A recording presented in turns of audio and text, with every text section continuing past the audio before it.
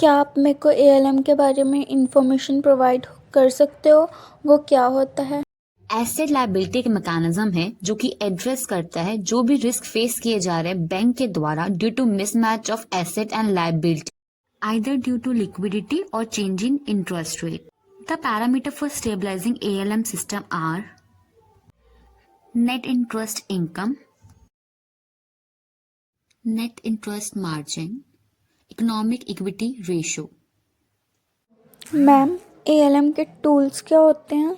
Basically इसमें हम 3 tools का यूज़ करते हैं. 3 टेक्निक्स हैं जो कि बेसिकली यूज़ की जाती हैं. Firstly ALM information system, ALM organisation and ALM process. ALM information system use करते हैं रियल टाइम इंफॉर्मेशन सिस्टम को ताकि गैदर कर सके information about the maturity behaviour of loans and advances. ABC approach, इसमें हम एनालाइज करते हैं behaviour of asset and liability product making rational assumption. ALM organisation, overall responsibility board की होती है कि वो सेट करे limit for the liquidity, interest rate, foreign exchange. Asset liability को मैनेज करने के लिए फर्स्टली हम क्या करते हैं कि हम असेसमेंट करते हैं. हम एसेट और लायबिलिटी मिक्स को डिटरमाइन करते हैं कि हमें किन बेसिस के ऊपर, किस रेशियोज के ऊपर एसेट और लायबिलिटी को मिक्सअप लेना है. Determining the asset liability mix. Second step is planning for liquidity needs and short term funds.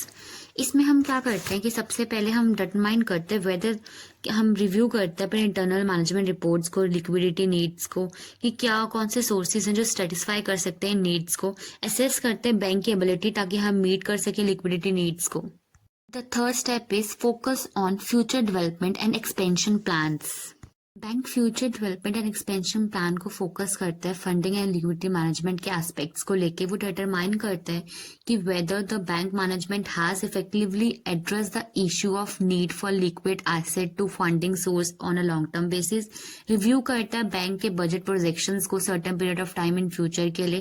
Determine करता है whether the bank really needs to expand this activity, sources देखता है. देन असेस करता है bank के development plans को. Determine करता है कि बैंक जो है वो एबल होगा, ट्रैक कर पाएगा प्लान फंड्स को और अचीव कर पाएगा अपने प्रोजेक्ट को एज अ ग्रोथ. डिटरमाइन करने के बाद bank sensitively interest rate risk को इंक्लूड करते हैं for the development of its long term funding strategy. The fourth step is examine internal audit report on quality of liquidity management. Step में bank examine करता है अपने internal audit report को in regard to quality, and second one is effectiveness in terms of liquidity management. Last step is preparing an asset liability management internal control questionnaire.